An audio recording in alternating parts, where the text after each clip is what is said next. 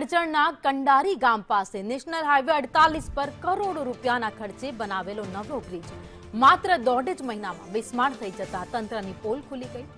ચોમાસાના સામાન્ય વરસાદમાં જ બ્રિજ પર પાણી ભરાઈ જવા સાથે ઠેર ઠેર ખાડા પડી જતા રસ્તાના નિર્માણની ગુણવત્તા સામે ગંભીર સવાલ ઉભા થયા। ક્ષતિઓ છુપાવવા માટે એજન્સી દ્વારા ઉતાવળે ખાડા પૂરવાની કામગીરી શરૂ કરી દેવામાં આવી। આ દરમિયાન જ્યારે મીડિયાએ સવાલો પૂછ્યા ત્યારે હાજર અધિકારીએ જવાબ આપવાનું ટાળીને મીડિયા સાથે સામા સવાલ કર્યા હતા। એક તરફ જનતા પાસેથી મસમોટો ટેક્સ વસૂલવામાં આવે છે અને બીજી તરફ 1.5 જ મહિનામાં નવીન બ્રિજની આવી તબાહ હાલત થતા સ્થાનિકોમાં ભારે રોષ જોવા મળ્યો। લોકો હવે આ ભ્રષ્ટ કામગીરી સામે પારદર્શક તપાસ થાય અને જવાબદારો સામે કડક કાર્યવાહી થાય તેવી માંગ કરી।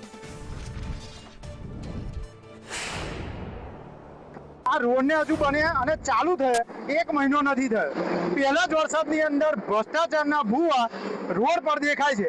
એ કવરેજ કરવા માટે ગઈકાલે જ્યારે મીડિયા અહીં આગળ પહોંચ્યું હતું ત્યારે એમના સુપરવાઇઝર એક તો ભ્રષ્ટાચાર કરવો છે અને ઉપરથી દાદાગીરી કરી। ગઈકાલે જે ખાડા પૂરવામાં આવ્યા તે પણ એવા ને એવા છે, હજુ કંઈ પુરાવા નથી। તમે મીડિયાના માધ્યમથી જોઈ શકશો કે કેવી પોઝિશનની અંદર છે। પાણી ભરાય છે, હજુ તો ચાલુ થયે 30 દિવસ નહીં ત્યાં પાણી ભરાઈ જાય છે બ્રિજ પર। તો મોરબીના